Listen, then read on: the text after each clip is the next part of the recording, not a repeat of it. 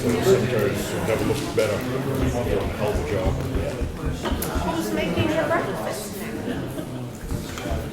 Tell him, Steve. Did I tell him? I'm there. So did I say something? He's the one coming home after I leave for work. Hey, start shutting the light off in the closet. I thought you weren't going to spill the beans. Yeah, but I can't count on you at all. Jesus Christ. Hot ready and it's right there.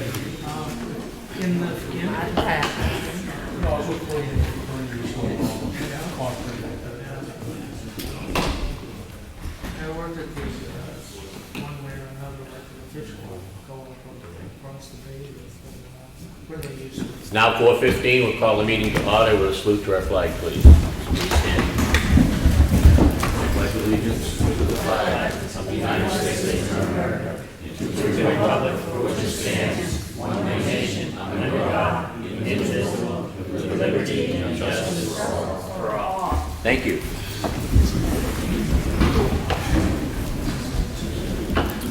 Do a roll call. Rick Morgan here. Bob Freeman. Here. Frank Riley is here. I have in front of me the minutes from the Selectmen's meeting of October the 3rd. Make a motion that we approve them. Second? Any discussion? No. All in favor? Aye. Aye.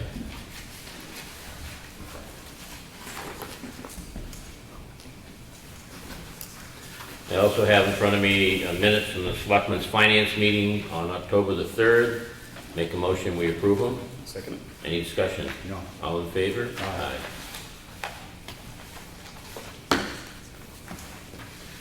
And I also have in front of me minutes from Selectmen's meeting on Tuesday, October the 11th. Make a motion we approve them. Second? Any discussion? No. All in favor? Aye.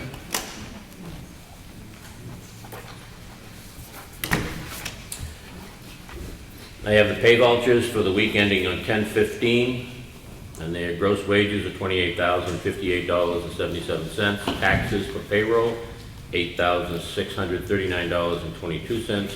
Total for wages is $36,697.99. Batch totals on the bills, the batch total was $8,053.67, and the fire precincts totaled $108,747.25, for a total payout of $116,800.92, which gave the total payments overall for the week ending 10/15 of $153,498.91. Make a motion, we approve it. Second? Any discussion? The only thing I'd add, because there's a whole bunch of folks that are here that are not normally, this is the total of the voucher. We review each and every bill as it comes in and initial it long before it gets to this process. So with that said, I'm in favor. All those in favor? Aye.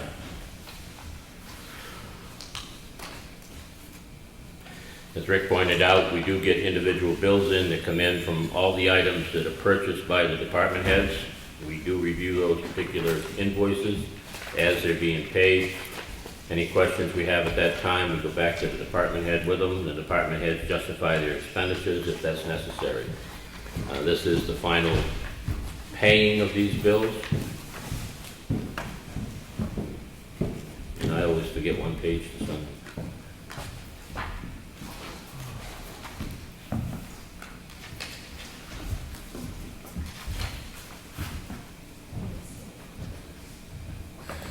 Let me go, Bob, make sure I get them all, please. I have a memo from the Public Works Director, Brad Harriman. It's been in discussion now for some time to get a roof over the handicap ramp down at the freight building. As you know, in the wintertime, that sits right under the eaves. He's gone out for 3 bids, and they are as follows. Sean McManus, Sean, right? Yep.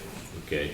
Scott Milligan and Ridgeline Builders. Now, McManus came in at $5,431.86. Milligan came in at $7,275 even, and Ridgeline Builders came in at $8,200 even. Brad, you didn't necessarily recommend one, but based on your information, I suggest you'd be happy with the lowest bid.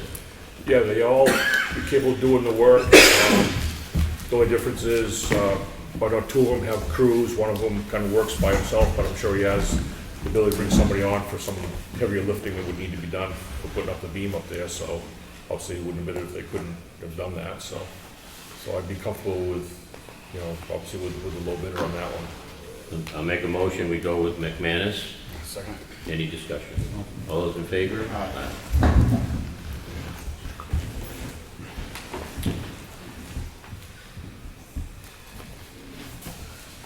Have the highway department work log for 10/2 through 10/8 and 10/9 through 10/15, which explains basically what the highway department has been doing, working on their roads and getting ready for winter by day.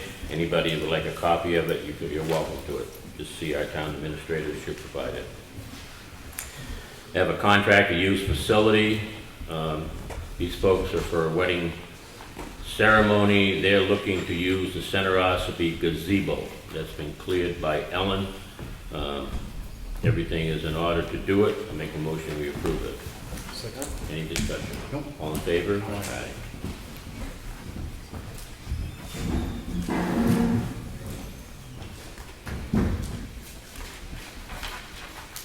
Have a check here from Recovery for the recycling facility. Fiber mixed bales, glass, and scrap metal for $1,137.71. We continue to take in some profits from that facility. I have another letter here that came back to us from New Hampshire Employment Security. It's information that was provided to them with some of the statistics on the town. It covers the budgets and selectmen. It gives the fire departments 3 full-time volunteers. It's just town statistical data. I'm not going to read through all of it, but anybody who would like to have a copy of it is certainly entitled to it. And again, if you see Ellen, she'll be more than happy to make you that copy. Another letter here from, it's a copy to the Board of Selectmen from Laurel Nash, the Secretary for the Zoning Board, Ospey Zoning Board. They granted a variance. Kathy Cardinal and Steve Kramer, I guess it is, 36 Knox Mountain, tax map 75, lot 49, for a variance that was granted from Article 6.4.1 of the zoning ordinance for front setback to enlarge a garage. And what these notices do, they come out to us. Anybody that has an issue with it has 30 days to go back to the planning board with any issues. At this point, I know of no issues. Just strictly a notification type document. The last thing I have in here is apparently a mixed up tax bill. Property transferred from one person to another. The tax bill went apparently to the past owner and never got forwarded back to the present owner. As a result of that, the present owner has paid the taxes plus a penalty of $41. They're looking for relief for the $41. For discussion purposes, I'll make a motion that we consider this letter. I'll second. Discussion. It's not required to be given back to the person because you're supposed to keep in track of your tax bills, so. But I guess when I read it, my concern is that, one, it's a brand-new taxpayer. She wasn't sure that we billed once a year or twice a year. So yes, on normal terms, we all know we're gonna get a tax bill twice a year, but if you were new to the town, you might not. When she finally hadn't got a tax bill, she went looking for it. We didn't go looking for her. She went and contacted and then found out that it had been mailed to the previous owner. So in this scenario, to be honest with you, she immediately paid the taxes, and I think we ought to send her back at $41. I'll second that. Got a motion? I'll make a motion. I'll second. Need a second? All those in favor? Aye. I'm gonna abstain, so we're gonna return the $41 to her. She does it next year, she can pay the $41. That ends the red folder. It was fast and quick tonight, wasn't it?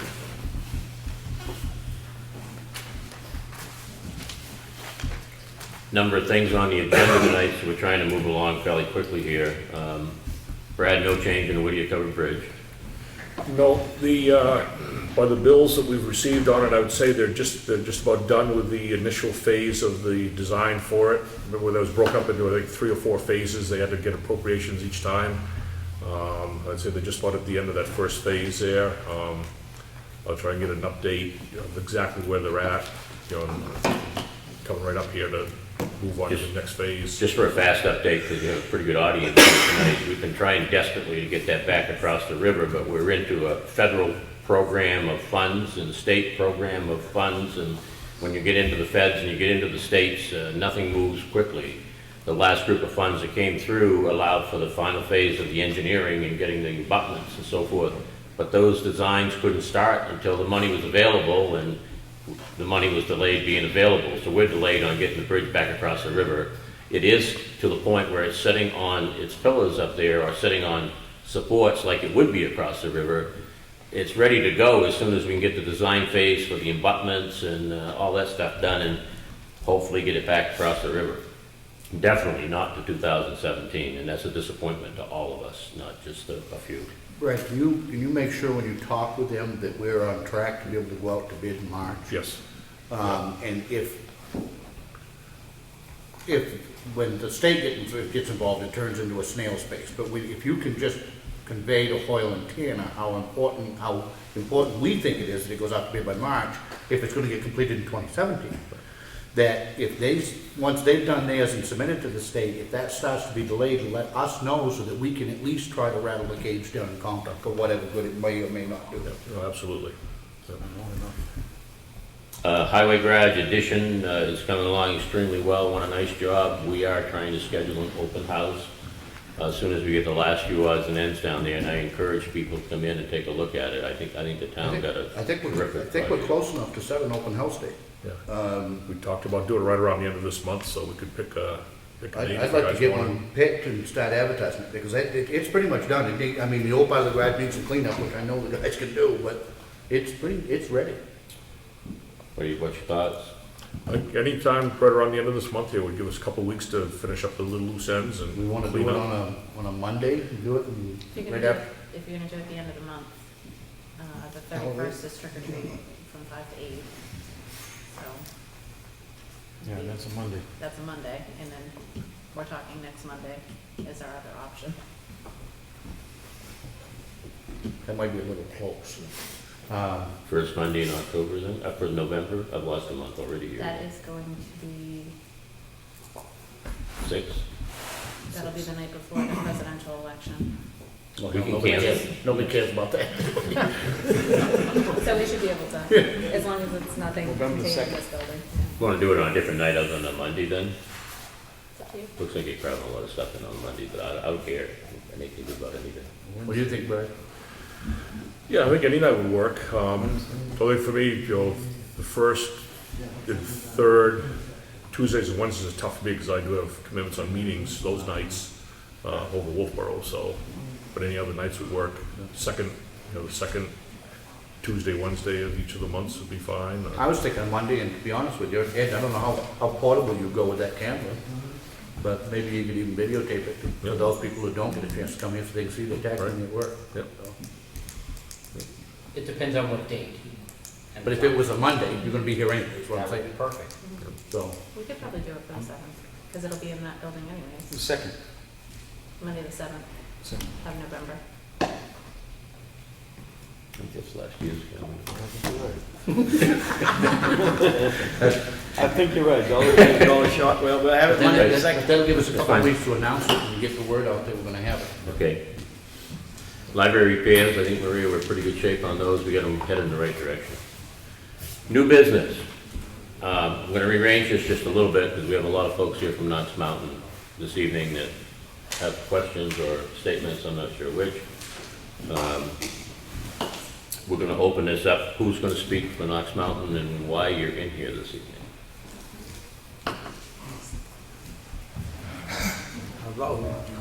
He's coming through the door now. He's on his way. He's on his way through the door now. Oh, okay. Oh, we can wait for him this time. You're on. Step right up.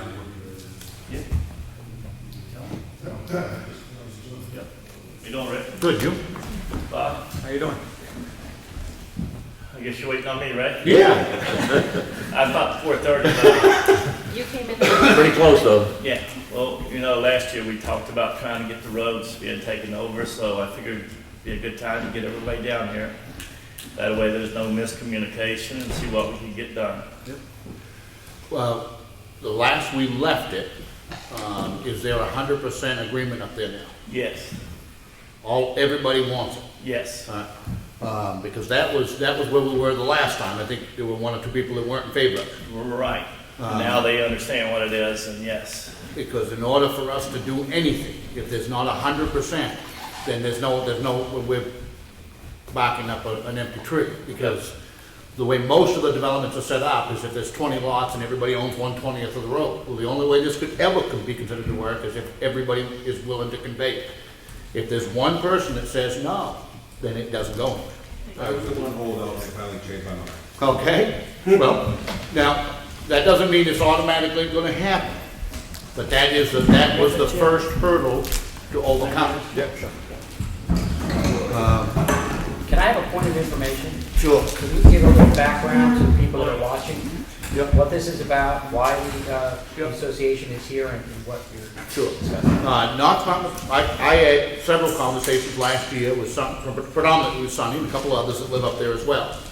Knox Mountain is a private development who is interested in pursuing the possibility of the town of Ospey taking over its roads for issues of maintenance and ownership, quite frankly. The hurdle that we had got over a year ago was that there wasn't 100% of the people up there that were in favor of it. Until that happens, there is absolutely no sense in spending any more time. We had sent Brad up to do an initial evaluation on the roads, to take a look at them, to get some rough ideas of what they may or may not need. Obviously, you know they need some work, and it's expensive. But that's the extent of what we invested because we didn't have 100% of the people up there that wanted it. My thoughts now is that as long as we're gonna have to do something, we're getting a recorded vote or something from everybody. And then start to have Brad do a more in-depth assessment of what the roads need. Even then, it doesn't mean we're gonna take it over, because all of this ultimately is gonna get decided on by town meeting in March. But I'm glad we're talking about it now versus February when there's no way we can get it done. There are a couple of processes. One is called a betterment assessment. Because the first thing that I hear from people who obviously from townspeople is, why should we pay to fix their roads? Why do we want to pay to fix their roads? And they don't. And I think you understand why. What's the average of what you folks are paying right now for road maintenance for the year? Average. $1,000. Just using that $1,000 figure for a mole, okay? How many? For how many lots? The girl's not here that does that. It's gotta be at least 70 lots up there, 70 lots. So, my point Lots pay being, different amounts. Right. Just the bare lots pay way less. yeah, People that live there year round pay the brunt of it. okay, but just using, let me just toss this, just using that $1,000 figure for a moment. What can happen if the town chooses to, is, and I would submit to you, it's probably the only way you're gonna get enough townspeople to agree to it, is through what's called a betterment assessment. You folks will be paying for the repairs. We pay for it up front and do it. And then through whatever that dollar amount is, through a betterment assessment for however many years it needs to be to pay it off. And at that point, then we own it lock, stock, and barrel. The betterment assessment will be less, obviously, than what you're paying already, and will end at some point, whereas what you have right now is $1,000, which is only going to go up. I mean, you know that and I know that. It's never gonna be cheaper. That is the only scenario. Now, listen, you can simply put a petition in to ask the town to take it over. I can tell you historically, having been at every single town meeting in this town since I was 18 years old, you stand about as much chance as nothing of the townspeople voting to take that over without some sort of a process in place like that. I know of an individual that's petitioned town meeting 10 times anyway, and 10 times it got voted down. That in a nutshell is my thoughts, and I'm only one person on a three-member board. But that's the only likely scenario that I can imagine that you're gonna convince the town to take over that private road. Can I say the flip side of that coin is, Sure. when we present our case to the town as a whole, Yep. why can't we, on the flip side, say, okay, then we get a deduction or whatever you guys are paying for road maintenance out of the pie? We get that as a credit. Why couldn't we present it to them as that instead of, you know what I mean? You absolutely can, but at the risk of sounding very brash, good luck with that argument. Listen, I'm trying to be a realist here. We have many private roads in the town of Austin. We have many private communities in the town of Austin, many of whom want to be private. They're in a private development, they want it to stay private. Good, wonderful. You folks bought or built in a private development, okay? I'm simply saying to you, if you now want the town to take over the roads, I'm suggesting to you the process that I think, and I'm only one person, that I think is what's gonna be necessary for that to happen. You don't have to listen to Rick Morgan. I mean, you disregard everything I've said. Do a petition, throw it in. My concern is you won't get passed. It does make sense what you said. You won't, I'm afraid, I just can't imagine the majority of the I townspeople didn't are think gonna that was an vote. option, actually. So It is an option. Think about. Thank you. Lady, with a hand up, please. How much? Name, please? My name is Gloria Bruce. I'm up in Knox Mountain for 23 years almost, and this has been a constant thing since day one. However, I want to ask, what does the town, what do people in the town pay for having their roads and everything done? We're paying that plus what we have up there. So how much does the town, each person that buys a home in the town, what do they end up paying for the road repair and all that stuff? It's a portion of our total maintenance budget of all our highways. Brad, your budget last year was $1 million something. 1.2. 1.2 million, which is distributed out over all the taxpayers in town, including you. Yeah, including- Okay, I mean, you're not exempt from that. I'm not gonna tell you you are. So No. it's within the standard tax bill, and you're paying that part as well. So we're gonna double whammy there. Absolutely. The last time I looked, it was about a year ago, we're paying over $100-some thousand in taxes and not getting anything up there. Nothing. You know, and I see down on the lake, they dropped those taxes on the people down there when they took it to court. So I don't know, maybe that's the option to go, I don't know. We pay awful big taxes not to get nothing done. I'm paying like $4 or $5 grand. And listen, and again, believe me when I say I'm sympathetic to it, because you and I have had some very, very frank discussions. The argument though from the other side is it was a private road when you moved it. Yeah. It was a private road when you built it. Yeah, but times Now, have changed. Sonny, listen, I agree, and I'm not, on its face, I'm not opposed to this.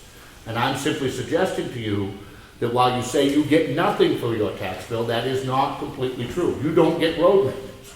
You get to use the dump, you get to use the library, you drive over town roads every day. I pay for a dumpster, yeah. You see what I'm saying? I'm simply trying to say that if this is something you folks want to pursue, I think there's a mechanism by which it can happen. But I'm not at all convinced it can happen without that process. I think the first thing, if you're serious about this, is some type of process that definitely shows everybody signs on the line that they want to go forward with this. Because I agree with Rick, because if one person holds out, then present it to the body, see what the town body has to say about it. I mean, I'm only one as well. Yes, No, but I Rick? think we can do some more work in the meantime with getting a better assessment of exactly what it needs to have done. Yes. But we have 4 or 5 people that have not signed on, and we can't locate some of them. And if we don't have 100%, can we go ahead with not 100%? Not if you owe, I've got that since Well, then. thank you very much. I'm not informed, sorry. lady in the back. Did you, when you came over to do a first look up there, did you happen to get like a very rough estimate as to what kind of a cost we'd be looking at to be assessed? I don't think we ever got that far. I mean, you did some basic assessments on the gravel. That was about it, yeah. There obviously is a lot of drainage work that needs to be done, which I don't have to tell you. Right.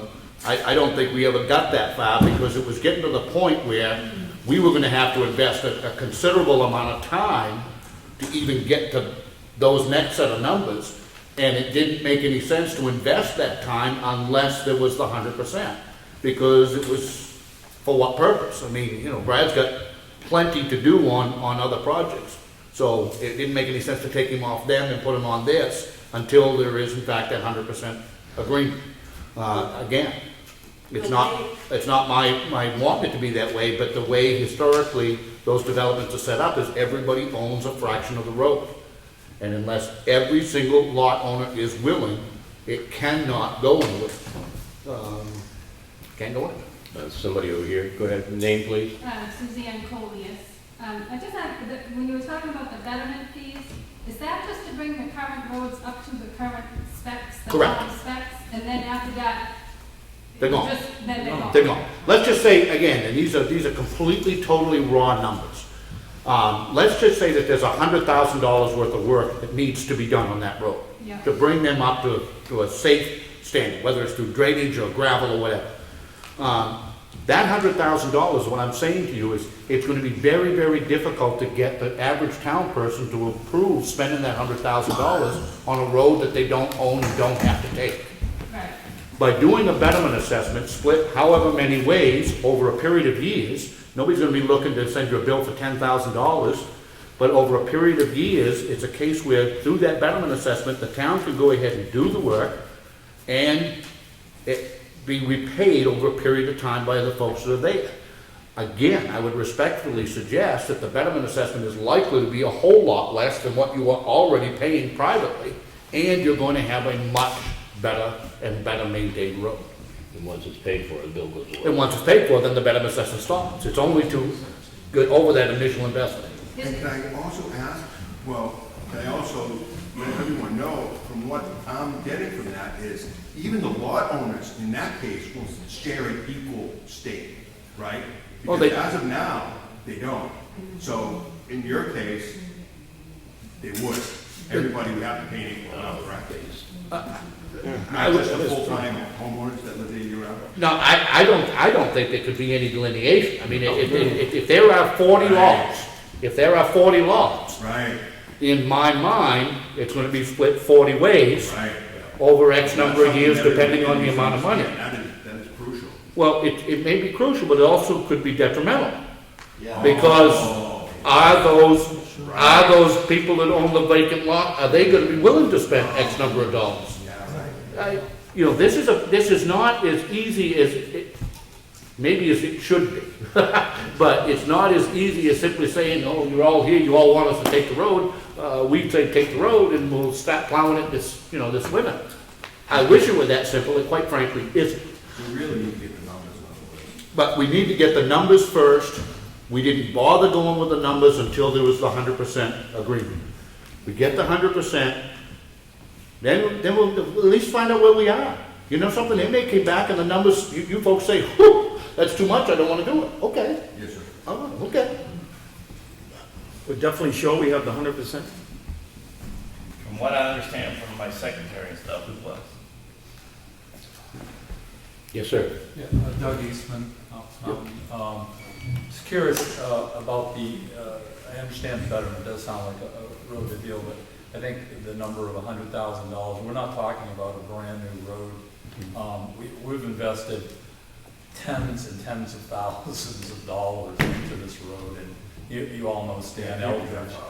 And, Stan has maintained that road for probably since mid-70s or whatever. Every time there's a problem with the drainage area, we hire Stan to go in and actually add another culvert and to get off these, the rain so that the water on the side of the road will run off onto where it's supposed to go. So the road, the road bed is really, the road is in good shape. It's wide. It's really something we've invested in. So. Well, and I know you do. The unfortunate part of it is it's the terrain where you live. Water always has and always will run downhill. Yeah. And it, I don't have to tell you how badly you got washed out up there and whatnot this spring. It's. Yeah, and since we've invested by putting more, and Mr. Harriman probably witnessed that when he goes up, and Notice that we have added more culverts where we strategically thought they would be needed, so. And again, I'm not suggesting it's 100,000, I'm not suggesting it's 300,000, I have no earthly idea. But that would be the first step, it seems to me. Okay, thank you. The lady back in orange, she had her hand up. a Yes, couple of ma'am. different times. Jeff White, do you need that 100% approval in writing somehow? And Yes, you we do that do. before you go up and do an assessment, so we have like a figure that we can put forward Yeah, before? I think that makes the most sense, is to get something, you know, in writing from every single one of the lot owners that they are in favor of pursuing this. Are you gonna require that? We had that at one Huh? time. We had that at one time. I don't know where Aaron and Beth's not here tonight, but Yeah. we had it in writing for a lot of people. I would suggest a simple form letter that you're pursuing this and every lot owner. Because again, if there is one holdout or two holdouts that say, I don't want that, then we're all spinning our wheels and wasting a whole lot of time for nothing. Right, so once I do that, I bring it to you guys, and then we can start. Bring that to us, and that will allow us to then get Brad on doing some actual assessment of what Yeah, I'm it wasting a lot may of or may time not too, be. you know, I'm wasting a lot of time too. Oh, I know. No, but I'm at the end of the wire, really, basically on it. Until we get to the point where there's that 100%, we can't do anything. We can't do anything. Yes, sir. This document that you're asking the owners to provide with express their interest, we've already done a petition, and which essentially had the same voters in it, which you all have, which initiated this to begin with back, I think, in February or something like that. So what would constitute, The difference is, that petition didn't have, what we need, I don't know how many lots are on Knox Mountain Road. You obviously will know that. If there are 70 lots, then there need to be 70 pieces of paper, okay, with a signature by that lot owner saying, I am the owner of such and such, and I am in favor of pursuing the town taking over our road. It can be that simple. That's all. It can be that simple. But that will allow us to take the next steps. So we don't want to, get all these signatures on a piece of paper that, for whatever reason, is not sufficient for your needs. Yeah, I don't think it has to be complicated. Say we got one person like lives out of state, and he just doesn't care, what can we do on that? Sonny, I don't know. I wish I could tell you. I already had a suggestion for that. I said, we all got my bus and went down. Well, Yeah, gentleman in the green shirt had a question. Yes. Steve go ahead. Costa, Knox Mountain and Sugarloaf Drive. My question was similar to Sonny's. If we had a person that was difficult to get a hold of just for expedience, could we send a certified letter saying that you're included if you don't opt out? If we did it legally through an attorney? Just to keep... I would, if you have an attorney on retainer, run that by them, but this is where I still think we're gonna run into the problem. If you don't have that 100%, and I will wholeheartedly empathize that that's probably a difficult thing to get, because of exactly what you're talking about. It's slow. It's We were extremely close slow. though, we were only like It's one. not that they don't support it, it just, you know how people are. I get that, but I would hope that through messages or whatever you could convey to them that they are seriously being the fly in the ointment from this going anywhere, because without it, everything that we've done is absolutely useless. Because in order for us to take ownership of those roads, every single owner has to convey their rights. That's as simple as it gets. Without them doing that, The lot owners that don't have a home on their property pay a lesser fee than we do. So they're less motivated than we are to speed things up. shall we say. I get it. I do, but, run it by your attorney. I'll have it though, I'm only like one vote, one person, like one or two people, and everybody else is signing the paper, so I'll get that done. And as soon as we have that I would think would be the first step. And then we'll see where it goes. I mean, nothing ventured, nothing gained, right? What is the document that would convey the right-of-way to the town? Is that a form? Or is that Eventually. Now, play this out. You get your documentation in, we get a number, we all agree. It's still gonna go to town meeting, it's still gonna be voted on. Presuming then the town votes that yes, we're willing to accept the road. Then our attorney's gonna work with your attorney, and there is gonna be more paper than you can imagine that has to transfer back and forth, because literally, every single person, every lot owner is gonna have to convey their ownership of their portion of the road to the town. So, that, we're getting the cart before the horse. We get the 100%, let's get a number that you folks agree to and that we think is reasonable, and then it's ultimately still gonna be voted on at town meeting. But until we've got that 100%, I'm not willing to spend a whole lot of time and effort until I know it's something that can go forward, and I think you can understand why. May I ask an ignorant question, Mr. Morgan? At town meeting, the vote, it's a majority of the town, not a certain percentage for the past? No, it's a simple majority, and I'll be very honest with you, we generally have about 100 people at town meeting. You were about a third of what we have at town meeting. So, I think that's a sad statement out of 4,400 residents, but that's neither here nor there. So I don't think it's an insurmountable number, but I Young lady in the back with the hand up. How many times have you seen, or how many betterment assessments have come up in the past, say, 10 years? That None. you've seen? We've Okay, never, none. we've never done it. So, But I can tell you, but listen to me, I can tell you that in the last 20 years, there have been several attempts by people to take over private roads, and they have always failed. So can I ask you a question? So is that because, we all pay for road maintenance, as you said, as part of our taxes? Yeah. I can tell you myself, I don't ever pay attention to what road you're fixing and how much it personally costs me out of my tax dollars. How many people really are paying attention to that, and why would they talk it down if all the roads have to be fixed all the time? The reason I say that, let me back up and finish. The town historically will not take over private roads. I can tell you the last time they took over and actually went to maintain a class 6 road was only because there was a young boy who was paralyzed, a quadriplegic that lived at the end of the road. Yeah. First time I've seen it happen. The reason that I say that it historically hasn't happened, and we've never done betterment assessments, is precisely why I think it would never pass without it. The betterment assessment is a process which is utilized in other towns in the county in order to do this exact same thing. I think with the betterment assessment, if the average town person could say, okay, yeah, we'll take it over, and it's not going to come out of my pocket to fix the roads up initially. I think they are much more likely to agree to that than otherwise. I honestly believe if without the betterment assessment, you can petition it and it will go on the warrant. I will tip over backwards if it's approved.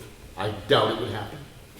You got people that don't even pay their dues up there, so why are they gonna pay you back? The betterment assessment, they don't have much choice because that goes right on the tax bill. And they've got 3 years to pay it, and we'll take your house.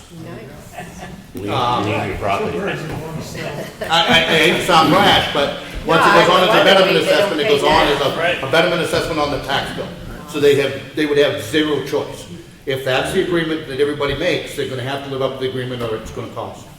Rick? I'm Rick St. Jean. I don't live in Knox Mountain, but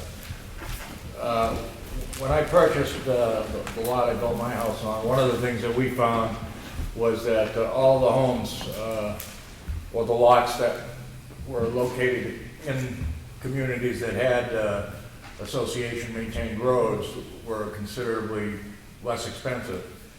And my wife didn't want anything to do with anything in a private community like that because of, stuff like the people don't pay their share. Everybody else has to make it up. But that's, the value of the property, when you bought your property in there, reflects a private road and paying for the road. Sometimes, not always. Yes, ma'am. What if an association would just dissolve? Suppose you have nobody that wants to be president, secretary. I don't think that helps you. If anything, I think it hurts you because, again, The association is simply the mechanism which is used to collect the fees. But for everybody who owns up there, by virtue of being an owner, you have a voice in the association. If the association ceases to speak, I don't know how you would ever plow your roads or do anything, or who would collect the money, who would pay it out. As I meant, if it dissolves. I think it would be detrimental. Do you have another question back? I see the hand, but please. I just wondered if you are just a landowner or a homeowner, but you're not a resident of Ossipee, can you vote at town meeting or not? No. You can't. You're gonna have to be, the only residents can vote. Non-residents can come, they can speak if the moderator gives them permission to speak.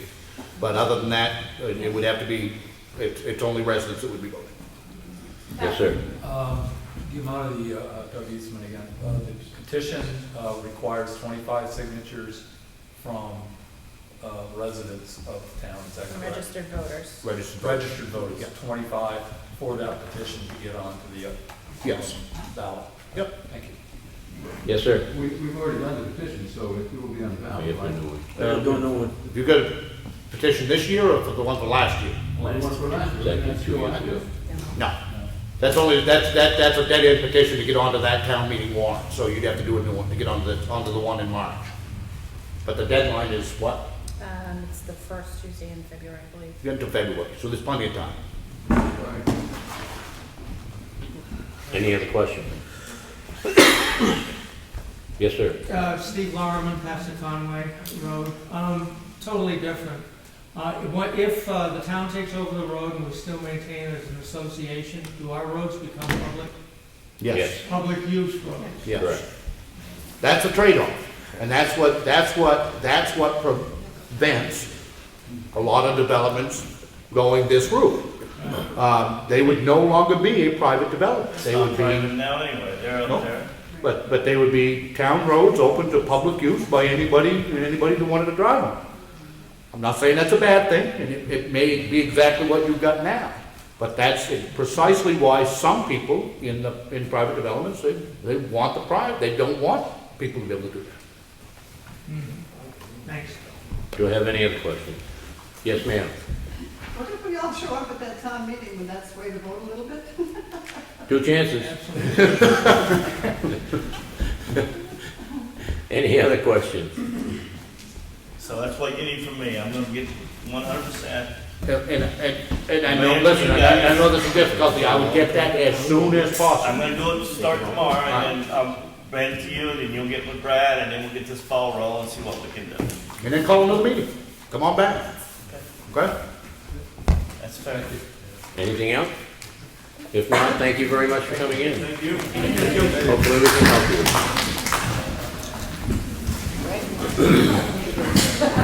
I think a development should be town roads before they're allowed to sell. And I still think there's a process by which it can be white, but it gotta be done right.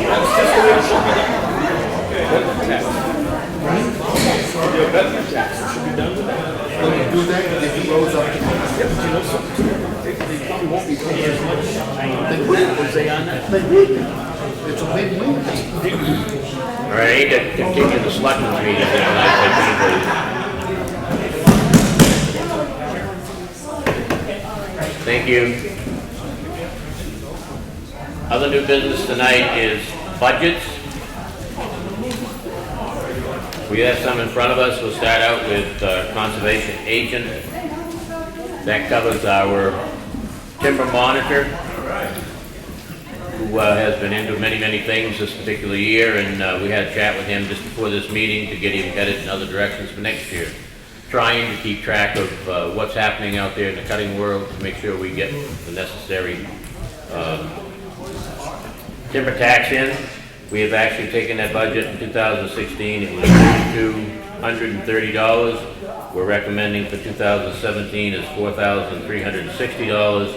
That's because we felt a little bit short on his time. Therefore, I make a recommendation for the conservation agent budget to present for 2017 to be $4,306. I got a second, any discussion? The only thing I'd add is the $3,000 figure last year was very arbitrary. It was the first year in. We had no earthly idea how many hours he was gonna work. I do think that this more accurately reflects the time, one, that he's been spending to add the things that we want him to do. So the $3,000 figure isn't a historic figure, it's one that we quite frankly just tried to come up with last year to get that started. So with that, I'm in favor. All those in favor? Aye. Second budget we're looking at tonight is the Board of Selectmen. That's our salaries.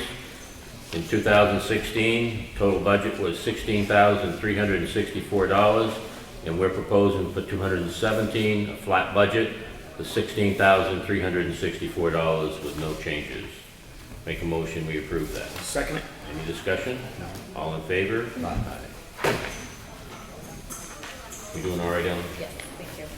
Okay. The third budget that we're gonna do, that I have in front of me is legal.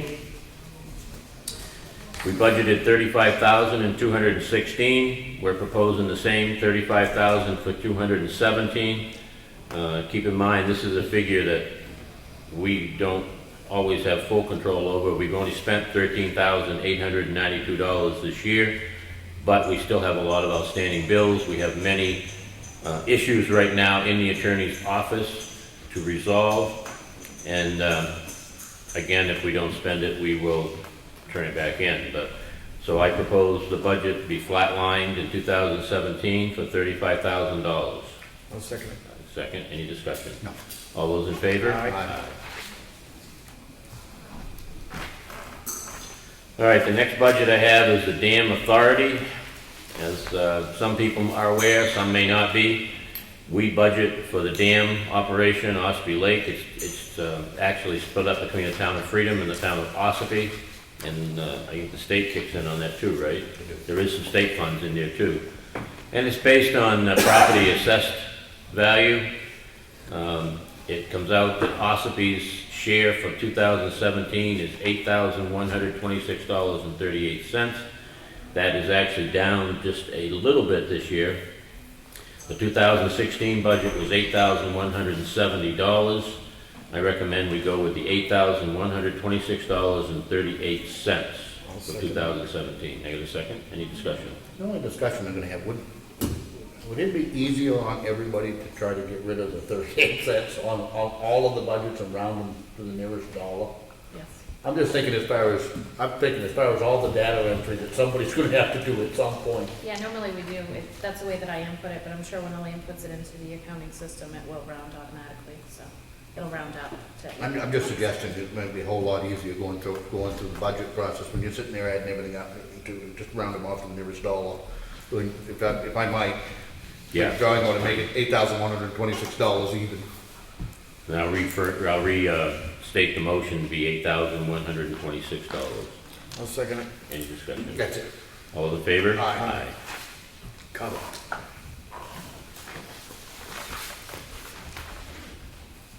The next one I have is patriotic purposes. Now, what this one really does is it provides the flags and the grave markers for our cemeteries. We have a gentleman in town who does this. He does it all for the love of doing it, Mark Washburn. He does an absolutely outstanding job. He picked it up from Roy Eldridge. Who did it forever. For a long, long time. And Mark is a super individual, and it's really a pleasure to have someone like him picking something like this up. Those real quickly, and many won't know, maybe some that are watching this won't know, that involves making sure that there is a marker and flag on every single veteran's grave in the town of Ossipee. There are 126 cemeteries? 138. 138 cemeteries? And I'm talking, and it actually warms my heart. I've been off hunting in places where I didn't even know there was a cemetery. You find a flag. And I find a flag. Yeah. And that's as a result of Roy Eldridge for many, many years, and Mark Washburn working with him, and now it's taking it over as Roy is. And what this purchase is the little cast markers that the flag holders. And it's a very inexpensive for remembering our veterans, and I think it's a wonderful, wonderful thing to have done. So I'll make a motion that we flat budget that 2016 to 17 for a total of $2,000. I'll second. Any discussion? No. All in favor? Aye. Aye. The next one I have here is the treasurer's budget. Harry Merrill is not present tonight. He is our treasurer, but he has submitted it, and I have his signature on it. Harry Merrill's budget for 2016 was $11,330. He's moved a couple of things around. He's actually increased the mileage a little bit. He's reduced the supplies. But he's proposing for 2017, $11,030. It's actually $300 less. So I'll make a motion for 2017, the treasurer's budget be $11,030. I'll second. Any discussion? No. All in favor? Aye.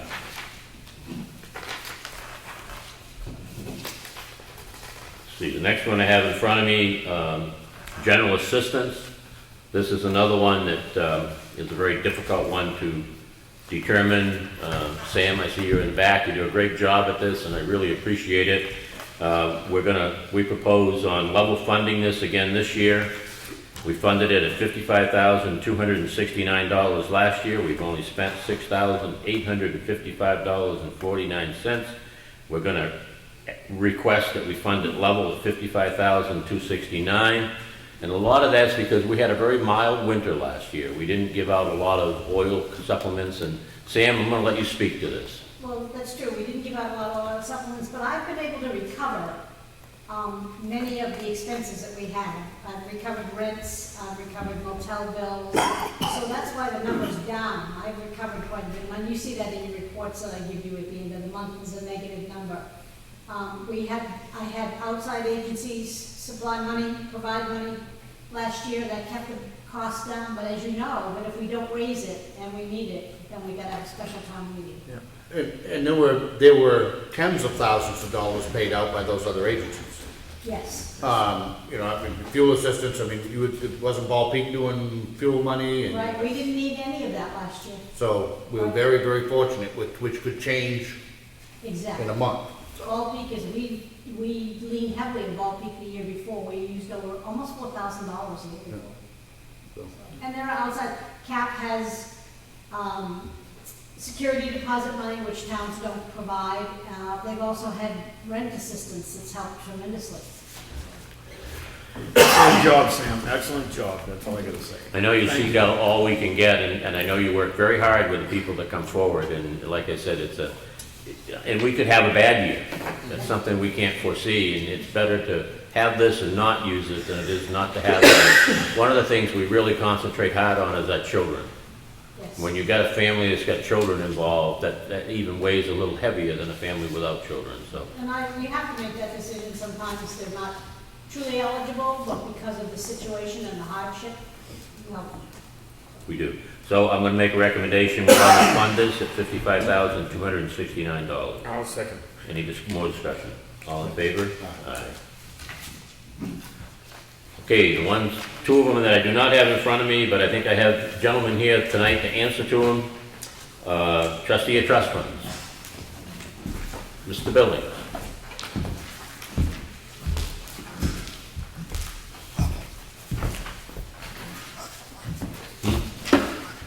Okay. Same number. Okay, Connie has provided us a budget here for, Billings. I'm getting tongue-tied here, but I can get through it.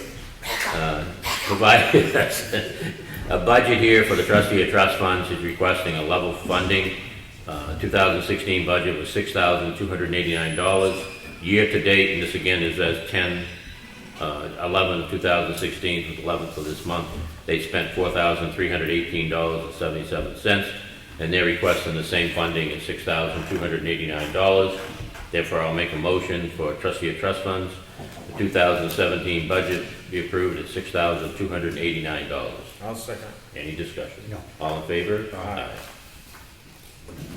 The other one that I don't have the sheet on is cemetery trustees. I see Rick and Cole here to... One of the things we did, we got a quote, we discussed improving the fencing on the newer portion of the Chicko Cemetery to match the granite posts on the other side across from the church. We got a quote for that, which is just for the granite of 18,000. That doesn't include the chains. Is that to do the whole thing or to do just the front two? The front two. Yep. And then return it back like 1 or 2 sections. Yep. So that's what we had for a price on that. And we were also wondering about giving the 2 guys a raise. I mean, they've been busting their butts. I Yeah. tried to mention you earlier, Cole, you weren't here yet, but I actually had a gentleman seek me out who is, at first I thought he was going to blast me because he said he was not in favor at all of the town taking over the Chickville Cemetery. He has several generations of his family there, including his wife now, I believe. And he went on to say that he has never seen the cemetery look as good as it did this summer. So he was very, very pleased. We've had 0 issues with these guys, 0, absolutely 0. Yeah. And I think that's reflected in all of your cemeteries as well as Yeah. Chickville. The other ones I've looked at are you've done super on. And another issue that we need to, there's 2 other issues we need to address. One is we wanted to try to start a program for fixing some of the broken headstones, a little bit every year. And we have some money left over in this year's budget that we'd like to divert to do some tree work. The Grant Hill Cemetery has a great big oak tree there, just about in the middle of the cemetery. It's got quite a few dead sections that need to come down.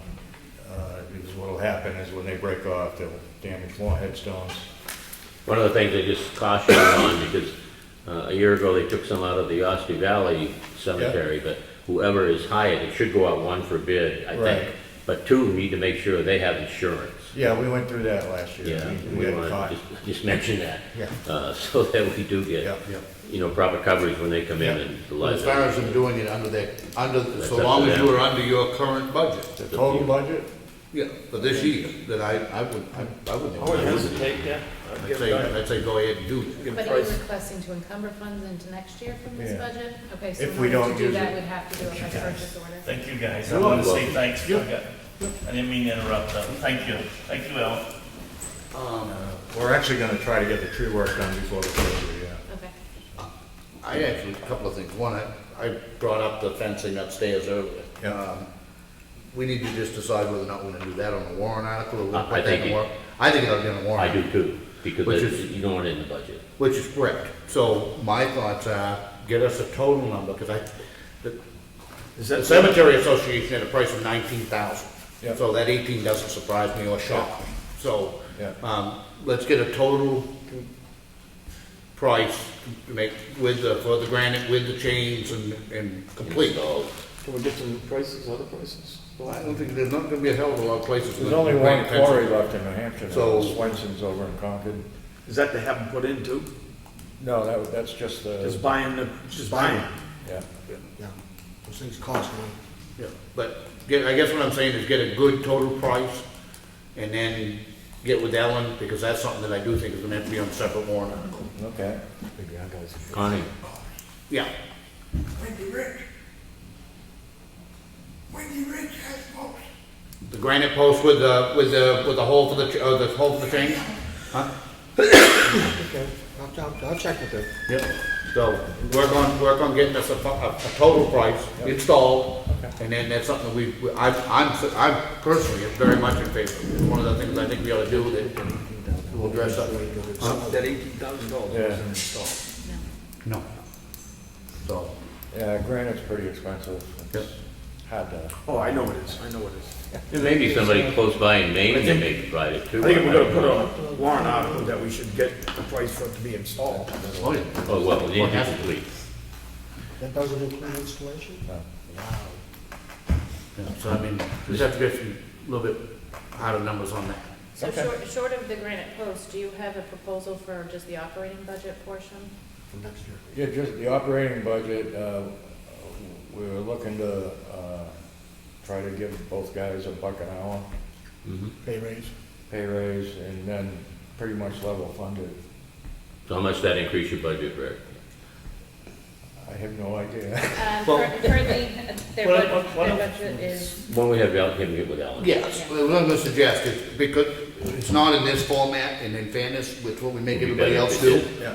So if you will get with Ellen, I certainly don't have any problem whatsoever recognizing good employees by giving them more money. If that's what the trustees agree ought to happen, then put that in your budget. But she will sit down with you and go over those line items, because I do wanna, remember last year, we stuck an extra $4,000 in to pick up, because we knew we were picking up some more responsibility with the Chicken Cemetery. Yeah. By the end of the year, we ought to be able to have an idea whether or not that was enough, wasn't it enough? We haven't touched it. So, And the other thing, when you do a pay raise, that increases your Medicare, that increases your Yeah, FICA. FICA, yeah. All those line items go up, and Ellen can calculate that whole Okay. situation, and then we can do the I budget. think it should be negligible, really. We can do the budget next week instead of, Okay. then you'll have a solid number in front of you. they said they haven't touched the $4,000 Yeah. supplemental, so. We were gonna try to use that towards tree work. Yeah. Hopefully we can get it felled for that price. Those some big limbs, I'll tell you.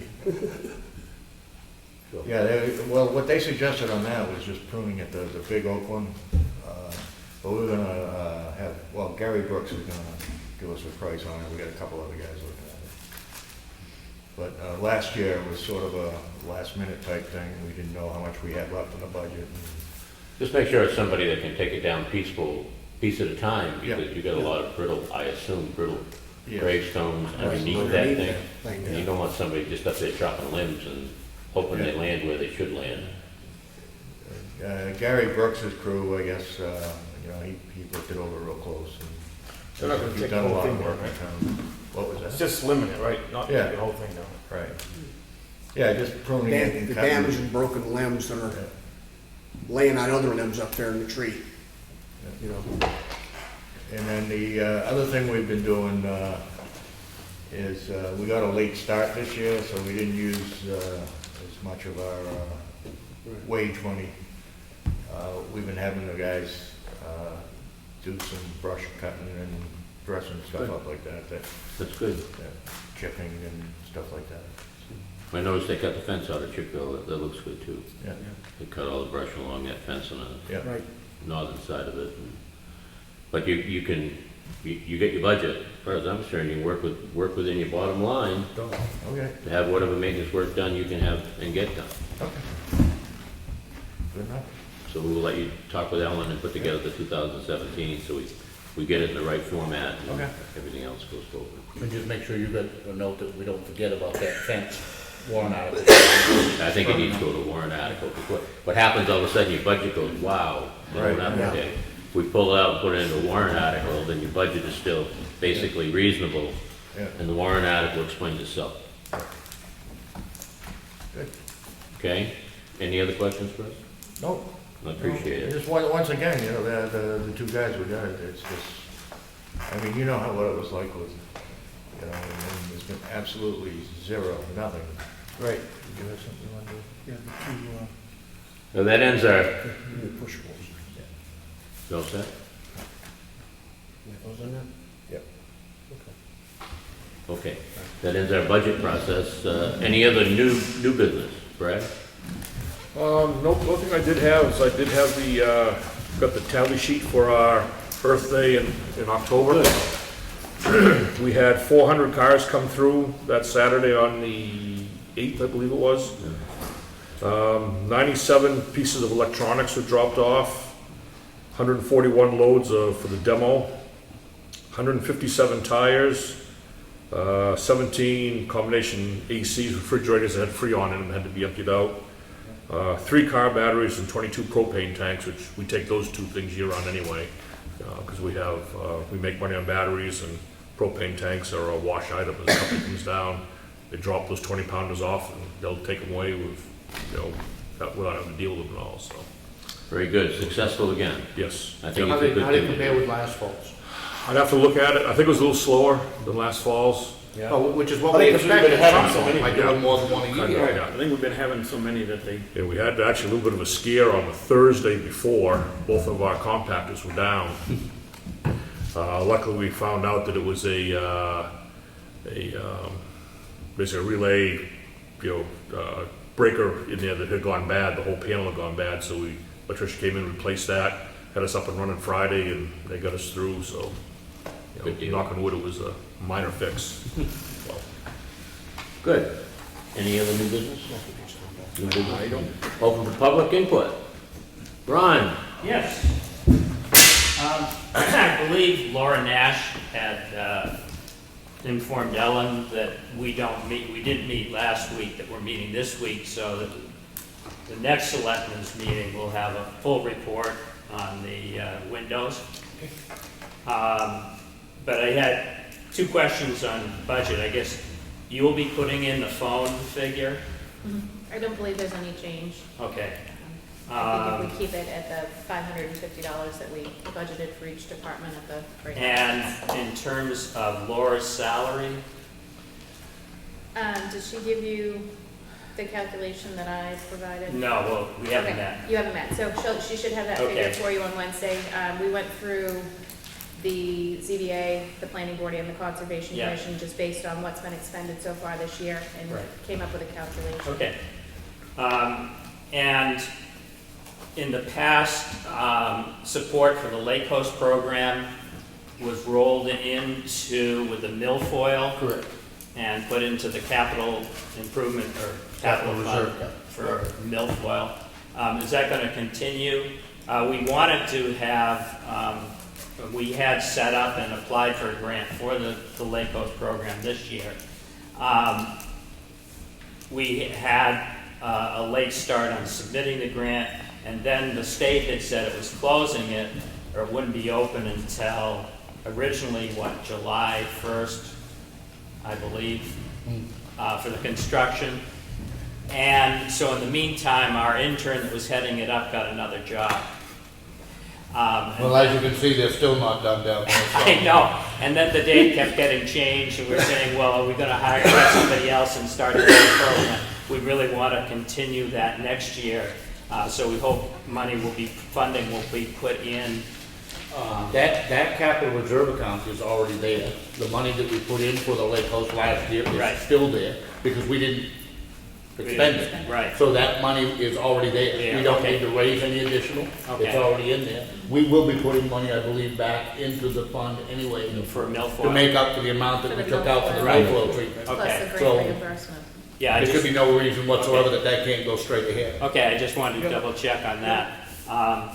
And also, just for your information on the windows, we have traditionally cleaned up twice a year, spring and fall. We may need to add, we'll talk about it, a third summer. Also, informally, I'm going to say that we schedule it with a whole committee and go up there and work. And then informally, some people go up. I think the majority of the problem that you're having down there, the complaints, certainly a couple of complaints that I feel, I think could be cured by simply cutting down the bushes again in that Okay. immediate area. Because what they're doing is, with the lack of, there is no rest area Right. left in the state of New Hampshire, other than unless you're going to the liquor store down in Salem. That's right. People are now using it as a restroom. Right. I don't have to tell you what that creates. Right. So, And in terms of, we have trimmed every year, and I had just been in contact with Ellen. We had to put out, we were trying to get a bid, or competitive bidding, because we had a bid to do the clearing. The one person that actually got back to me didn't want to bid because Ralph Buchanan basically put in a bid that was it was only 60% of the actual cost. The rest he was writing off as gift to the town.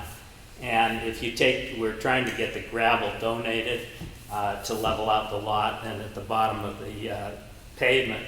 And before OSBA gave us that, if you include that, it comes out that it's only going to be 51% of the total cost.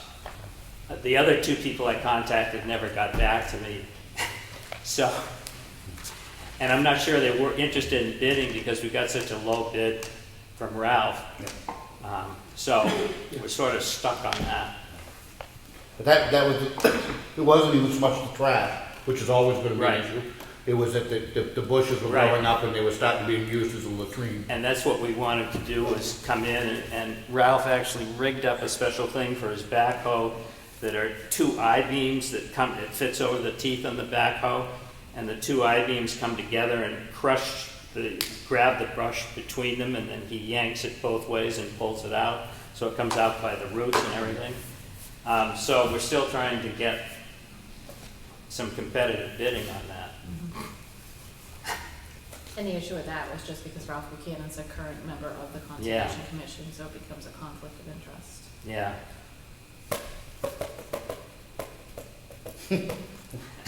Well, let him kill that one. Well, I think if you make an effort to try to get competitive bidding and you don't be successful, No, but I think, the problem is if people don't wanna put in a bid because they already know what Ralph says, first of all, that's not a competitive bidding process. you know, Well, yeah. setting the stage. Well, you know, but you have. Well, we got the specs. The thing is, I yeah. get that, but what I'm saying is that kind of negates what is normally a competitive bidding process. I think the only way to fix this at this point, if I might suggest, is if they put an ad in the paper inviting people to bid.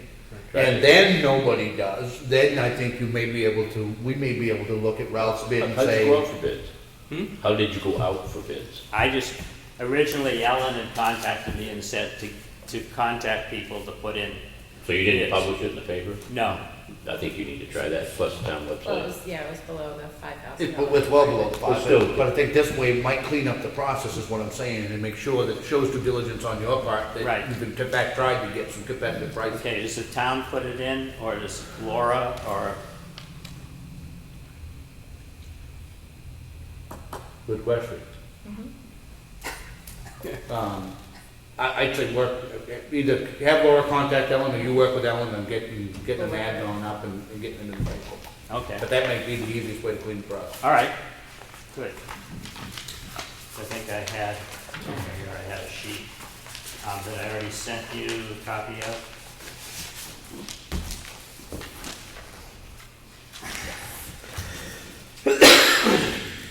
So, I guess straightening out whoever has to put it out there. Okay. Okay. Thanks, Ron. Yeah, thank you. Any other public input? The only thing has nothing to do with anything, budgets or anything. That West Ossipee Meeting House.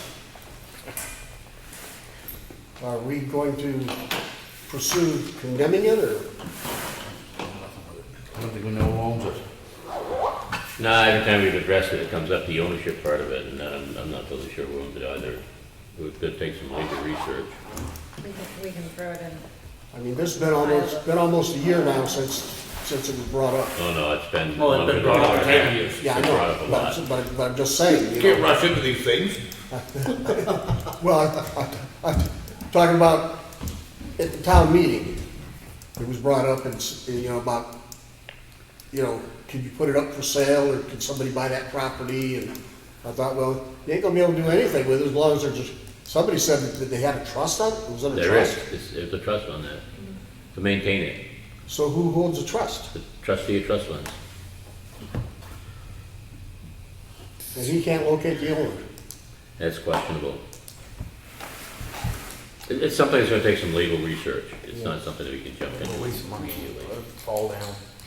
It's actually a pretty decent shape, it's the floor inside the cement. Backside's all gone. His backside. Back walls all gone. Yeah, backs, it's gonna collapse in the next year. No, they don't. No, it's been that way for years and years and years, and, No, I'm talking about that back wall now. yeah. The holes was down about height to my knees. Now the rock has eaten that thing where you can go back there with your finger and punch holes in over my head, right through that wall. You're getting shorter anyway. Using it as a height goal, check your height. Yeah, 5'5". I couldn't resist, sorry. We will make note of it and see if we can't, It could be added into the hazardous and dilapidated structures we're dealing with. Yeah. Under Yeah. 155B. well, we still need to talk to the trustees, to get what information they have on it. Basically think it probably does belong to the town under all conditions, but I don't know any legal document that says that. So we may have to go through a legal process of actually taking it before we do something to it. I don't know. I don't know. We need a legal opinion on it. Well, do what they did with Majestic Theater up there in Conway. I don't have any idea what they did to it. Well, the guy that owned it originally, before they had the fire in there, he tried to get it designated as a historical spot for 5 years that he owned it. The whole Boback block. Guess what, it just got designated now, historical spot, and you got the mountaintop music owns it now. I don't think anybody wants to use that particular building in West Ospey right now, but. Any other public input? If not, it is within 1 minute of 5:30, which we have scheduled the New Hampshire Department of Transportation to discuss. Mike, I see you hiding back there. We're within 1 minute, so I think we'd at least begin with the folks to discuss the route breadth. 171-28 intersection. Yes. Adam, you come up here and sit down, you know. I mean, hey, nobody's gonna, you're the key guy here. Good evening. Thank you for having me back. Again, my name is Mike Dugas, for the record, and I'm Chief of Preliminary Design for the DOT. It will take just a moment. I have 2 easels and 2 boards to assemble. Is this the best spot right here?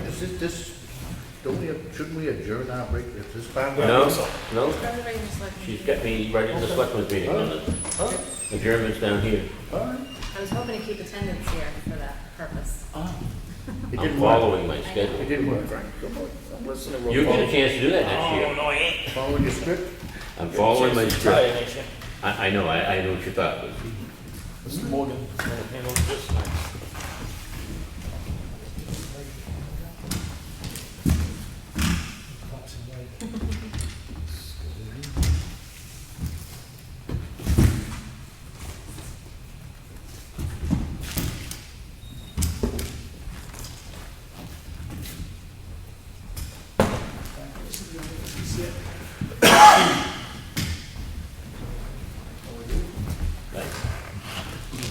Can everybody see that? You need it tipped a little bit back, or we can move over on this side so you can see it better.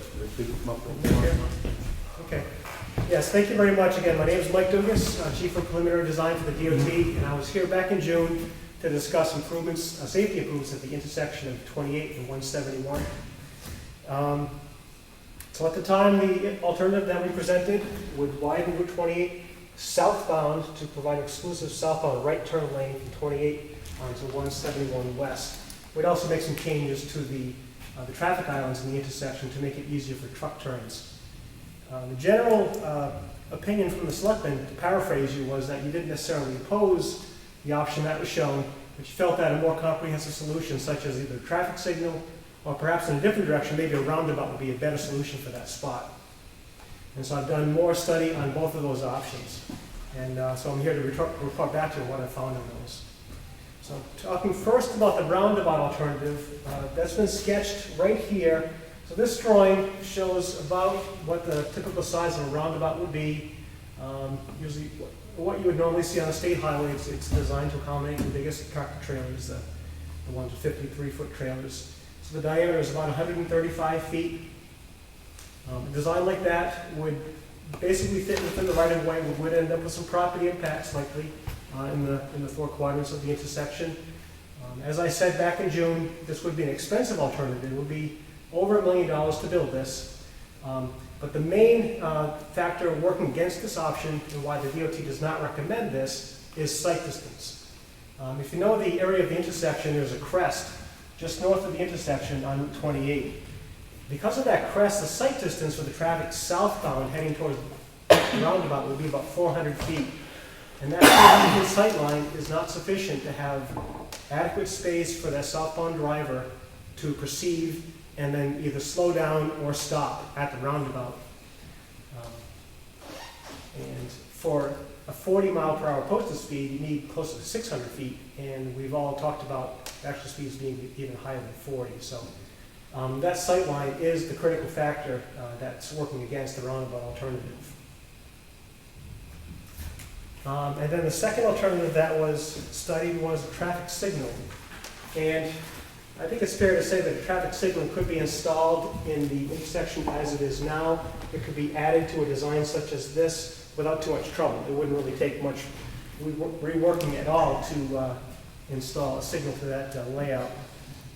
I want to talk first of all, the most important issue is what we call traffic signal warrants. So the conditions that we have to meet to satisfy the need for a traffic signal. And the DOT, like DOTs across the country, we use national standards for those traffic signal warrants. And those standards consider not only the traffic volume on the main line, on the crossroad, but also crash numbers. So there are different combinations. Some of the warrants consider only traffic volumes in different levels. But a separate warrant considers both the traffic volume and the crash numbers. And looking at all those conditions that could possibly lead to us judging that this traffic signal is warranted here, the traffic volumes simply aren't high enough to justify a traffic signal. The crash numbers aren't either? The crash numbers by themselves don't put us in the realm of satisfying the warrants. How many, and believe me when I'm saying I'm not trying to be a smart ass, how many people have to be seriously hurt in any given intersection in order for that, to meet the criteria of what? How many lights can you go?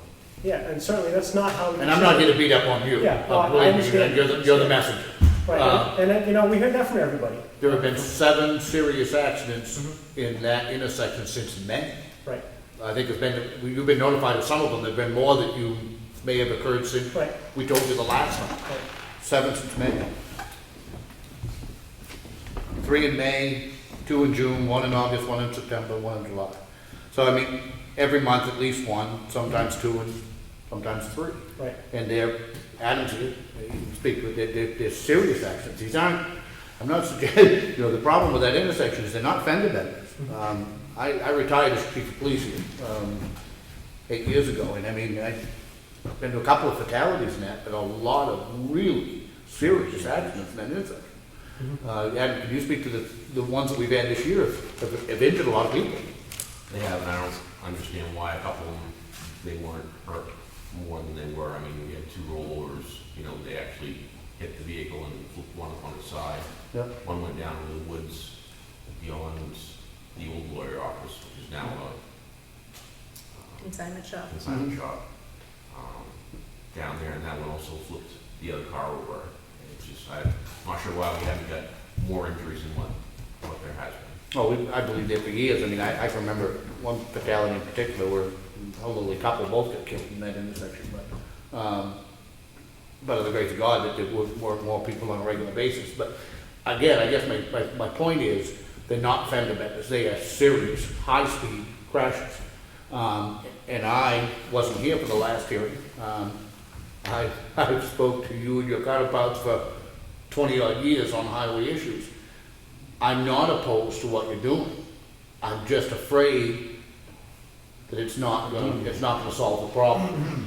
A great many of these accidents, as I believe Adam will attest, are people who are blowing right through the intersection from the Ospey Village side because they just don't know it's coming.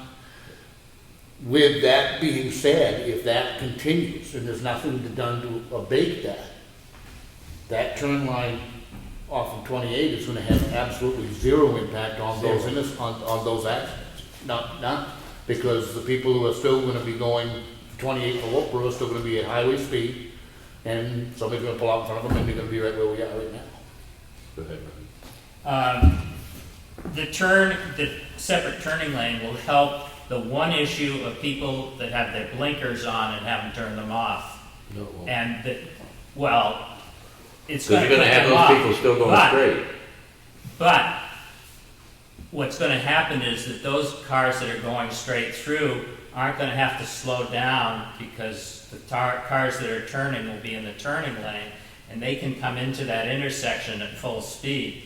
And what happens is that people coming from Ospey Corner, you're in a dip there. 28 is high on the right of those coming in from 16. If you look right first, then look left and go, that you can get hit by a car coming from 16. And also, the other factor is that on a lot of the cars, the windshield posts block that partially of seeing the sight line for cars coming from 16. And that's where the serious accidents, most of them seem to come, is the people coming out of Ospey Corner and getting hit by cars coming from 16. So a set of lights would cure that. Yeah, I mean. Unfortunately, I've I've believed for a long time that the only, because I know exactly what you're talking about with the sight distance on the Route 16 end of it. It's not good, and it would take, I mean, how much, you'd have to take 4 feet of elevation out of that That's entire right. area in order for that to be corrected. I understand that. But that sight distance on the right is precisely, in part, why I don't think this is gonna be as helpful, because the majority of the accidents are people crossing 28 without seeing that 28 traffic. I guess what I would say is this. I, again, am supportive of whatever you're gonna do. But can we at least include in this project the conduit, et cetera, necessary for the traffic lights? Because I believe that you and I, they, maybe somebody else will be sitting there then, are going to be talking about this intersection again. Because you're gonna do this, and the crashes are gonna continue. And then we'll do what we need to do to try to lobby them to put the actual lights in. But if the conduit and the legwork is done, then we won't be tearing up what you already did in order to do it. Right, yeah, we could certainly put conduit into a design like that very easily. Without a lot of money. Future change is very easy. Right. You know, that would be, I guess, my fallback would be to do that, and then when, I think the lights are the only thing that's gonna solve it, and we'll just keep lobbying into it again.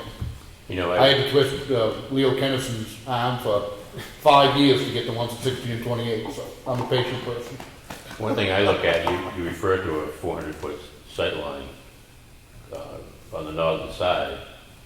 You know, I come back to the same old theory. Why does it go up to 50 miles an hour anyway on Route 28? Why doesn't that speed stay, I don't care, down to 35 all the way from 16 through that intersection? Because you're encouraging people to come up on speed, and then like you say, they only got 400 feet or so to kind of readjust themselves to get down, and I think 40 miles an hour through intersections is too fast anyhow. Right, and you may be right, and I think what we would find is that if the signs were changed to have a lower speed limit, that the speeds of the cars probably wouldn't change unless it's heavily enforced. Well, it could be better enforced that way, but the other thing that I see, and I support what you're trying to do, but until you correct the Route 16, which is in your plans, coming off of 16, right. within the next couple of years, you're gonna have people in the straight-through lane still going through with their doggone right directional lane. Right. Even though they're not in the turning lane, Right. people are still gonna, I don't disagree with what you're trying to do, and I think it's gonna improve something, but I'm again, not convinced it's the ultimate fix. Well, I don't, not only am I not convinced, I'm actually convinced the opposite. And I would agree. If you look at the dynamics of the 7 accidents that have Right. been in that intersection since May, I don't believe, I think I'm right when I say this, Adam, correct me if I'm wrong, none of the 7 would likely have been prevented by that turn lane. No. One, maybe two. So, The last one particularly, but, my concern is that cross traffic, which is where the worst of them happen, it it seems isn't like gonna summertime be is. effective. We're gonna cure nothing without a set of lights. Traffic happens, the people that aren't familiar with the area. Yep. That seems to be the increase for the cross ones. Yeah, and you have an awful lot of people traveling that route who are not familiar with the area because they're headed to the nursing home or the jail. Most of your folks that know the intersection, they make sure they look back to 16 last before they cross. You look 3 ways. The natives that are in the area, they'll look to 16, they'll make sure everything's clear, looking towards the Wolfboro area, but before they go, they look again back to 16. But somebody new to the area, they don't do that. A couple of the other things that we mentioned during the whole process here, I remember how many years we've been meeting on this, but when we had the group together, was some of the new signage that got put in actually blocks your view, particularly, it was one of our accidents, and I mean, fortunately she was in a Suburban, the other car took it worse than she did, but she stopped at the intersection, looked towards Wolfboro and pulled out, well, actually back towards 16, like most of us locals do, to make sure that it's still coming. And then she pulled out, and as she pulled out, she got hit right in the driver's side by a car coming from Wolfboro. And there's a sign down towards Wolfboro that if you're in the right height, you're in a Suburban or something of that nature, it hides. If you stop at the right spot, because the intersection is skewed, you can hide a vehicle behind it that's coming at you. The second thing we tried doing, which may help with some of the people that aren't familiar, is put a stop sign in back in that island coming out of Courthouse Square. Because that was knocked down years ago, wasn't it? Years ago, and they keep telling me that there's nothing on record that it was never there. Well, it was there. It was there before the UT shed closed in Ossipee, because I think they're the ones that picked it up and took it back to the shed. It just, I mean, something as simple as a sign, I don't know why we can't just throw one back up. Because that, again, your signs on the right are hidden behind the directional signs, and there was foliage as well, I think some of the trees. And they're pretty far off to the side as well. They are, Yeah. so they're blocked by, you know, the different directions for either the courthouse or Wolf Road, whatever it says for the directional signs. The actual stop sign was hidden behind that, so that one on the left side would, I think, pop out at somebody versus the one that's hidden. Yeah, I agree, that's a really good safety feature to have that. Yeah, and that's You know, part of any improvement that we'll do. We will do a comprehensive review of all the signs, bring them up to standard, make sure the materials are all up to date, so they're as bright as they can be, the right size, the right position, so they're not blocking sight lines. If you can do that, and then, and like I said, include the conduit and stuff into the project for the lights, which, whether it's 2 months or 2 years, I firmly believe is gonna end up happening. And with our safety program, we don't abandon this. We continue to monitor this and all the safety performance of all intersections throughout the state on a yearly basis. I get that, but the problem, and my concern is, if 7 accidents since May doesn't meet the criteria, I mean, I get that, but you're applying them to standards that you have to apply them to, which are standards that we may feel quite differently about, you know, the guys going down there and picking up body. And you know, one challenge with signals is that we don't want to be installing signals that don't meet the warrants, because signals will cause different kinds of crashes. And then those victims will say, why was a signal placed in the first place that caused my crash? So it changes the types of crashes, but it can very frequently cause more crashes. It may, in certain areas, especially with some rear enders, but when you got high-speed T-bones happening in this intersection, quite frankly, I think the only thing that's gonna stop them or slow them down is lights. Yeah, Rick, I agree with what you're saying about, you know, possibly getting the conduits in place, you know, regardless of the fact that you may not put a light in right away. Certainly on that same vein, up the hill beyond the, you know, the crest of the hill going back towards 16, perhaps running the conduit all the way up there so there's an earlier warning, you know, strobe or flashing light that, you know, lets people know that the light is now red. Because I've seen that place in a lot of dangerous intersections where you have limited sight line, and I think that would also help. Yeah, we generally don't use signs that say red light ahead, but we would have one signal ahead. That's what I'm Maybe have saying. flashing beacons. Yeah. Yeah, but I have seen the ones red light ahead. We generally don't use those in the state. The concern is if the power goes out, it may be Right. sending the false negative. Yeah. I think the hard thing that some of us natives that have lived here forever are dealing with this is this has been a problem since that intersection was constructed. And it's been addressed and readdressed by our police department, our fire departments, all of our emergency. The chief put it best at the meeting, he was here with me and you last time. It's no fun calling a family and saying your family member is deceased because of an accident in an intersection where they just don't stop. Now, I know you're on a criteria of what meets certain criteria of justifying something, but boy, I have a real hard time in my own mind accepting the fact that that intersection doesn't justify lights. Me too. And I've lived here all my life, okay? I mean, I remember when they built that intersection. and But it's it been a would problem be ever actually, since. it would actually be scary if you added up the number of accidents Oh, yeah. since it was constructed with how many serious injuries and how many fatalities. It's a lot. Never mind a tremendous amount of problems. I think you're studying data back 10 years, maybe? 10 years, right. You know, this goes back now till I was 16, 15, 16. That's a lot more than 10 years. That's a lot more than 10 years. In fact, I lugged groceries out to the guy and put him in his car, the first guy to get killed in that intersection. When I worked at Moulton Store in Ossipee Village, an old guy by the name of Colonel Chick. And it's pretty devastating when all of a sudden somebody comes in and says they got dead as a youngster. So this is not 10 years worth of data. I think the state really needs to look at the data since the beginning of that intersection.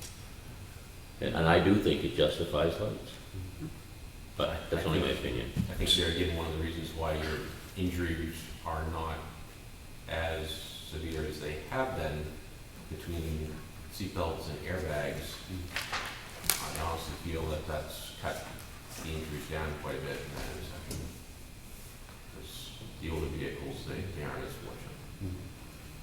Because this is, just simply isn't a new issue to us here in this area, and I don't know, I just can't get away from it, I'm sorry, but I think what you're gonna do is, I appreciate it, but I again don't think that's the solution that needs to be put forward. And I do think someone needs to look at the speed between 16 and that intersection, and not let them get back up to 50 miles an hour.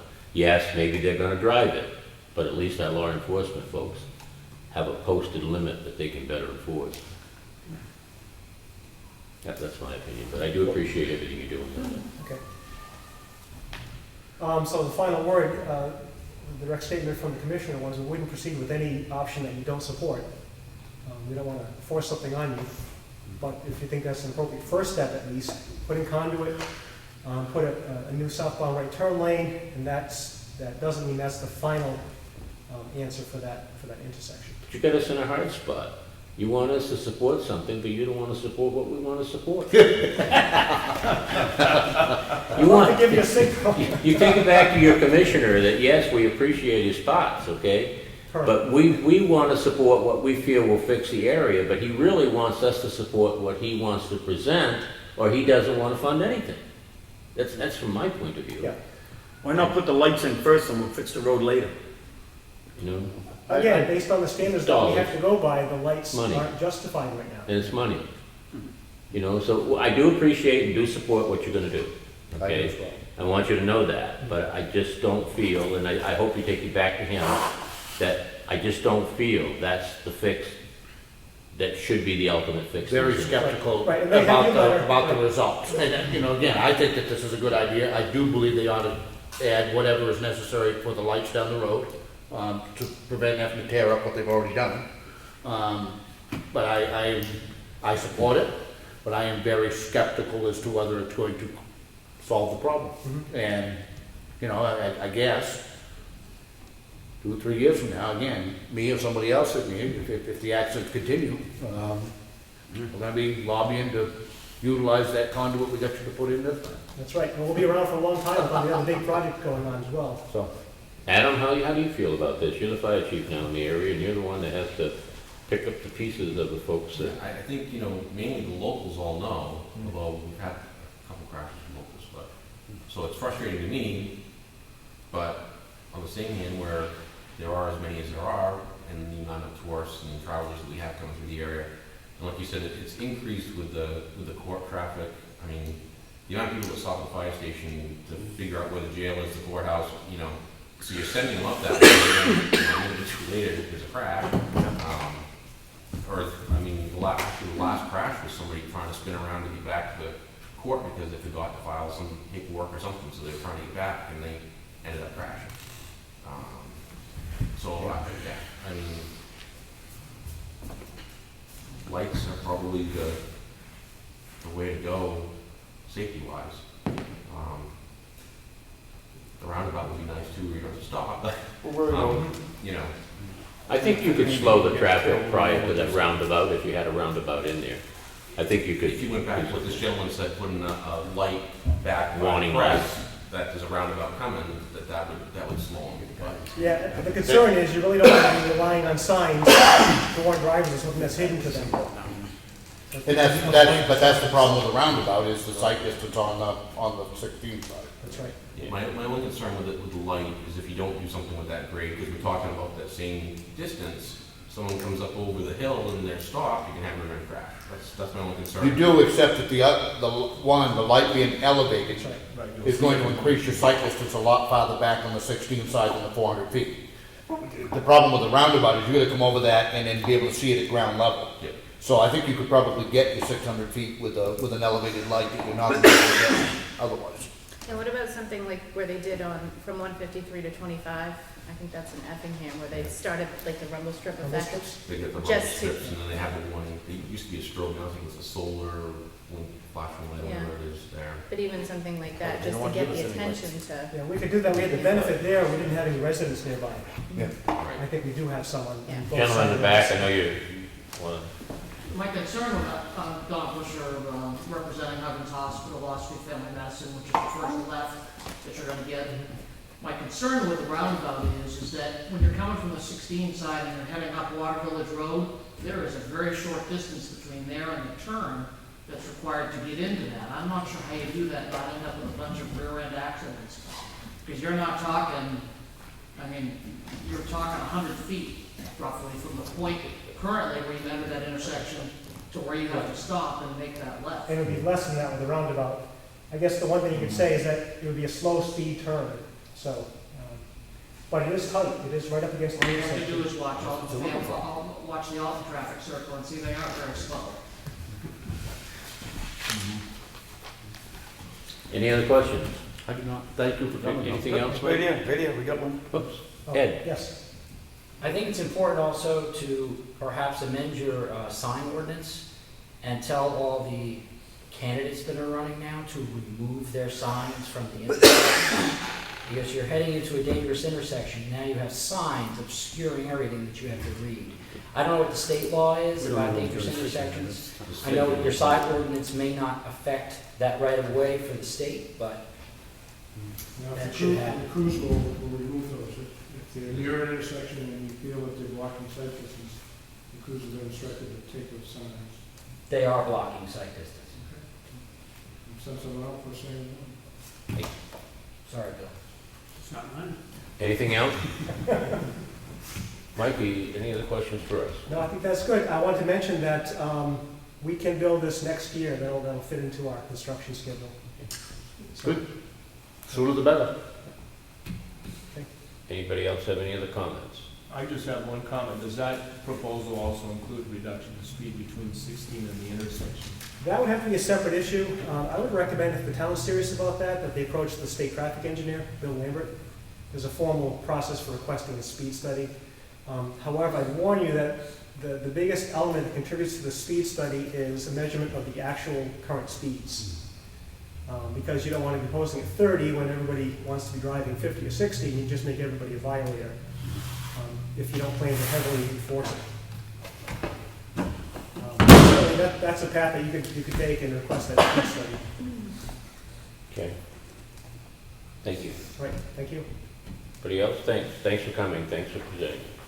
Anybody have any other business to come before the board? No, I make a motion to adjourn. Second. All those in favor? Aye. Get ready to see what we're doing. Bob, see how it's done? No, no. Rick will be sitting in his money by himself. You don't know me that well, do you, Frank? Buddy, I'm feeling it. Frank will deal with it. I mean, Rick will. Oh, that was the thing. I had to try, I'm text messaging Sam, I'm like, can you prepare me another note? I ran out of paper. I'll be darned if I'm gonna Mark Martin is able to get 100%. I don't think they have it. I don't think so either. Not by the way. Too many landowners in our town. I think he's got 100% maybe of the people who have a home. And I understand, but that's not good He enough. hasn't added That's not good a enough. lot. The other I'll thing have to take a peek at the deed and see if that's the way that's. I mean, there are restrictions. Pretty specific, yeah. well, I think he's good, he doesn't send the approval to go forward with that because They have like the association they have three other requires. signs going around and going from the courthouse. Yeah. They got a small one and they had one and a small one, so they used to have them both. I think the light work.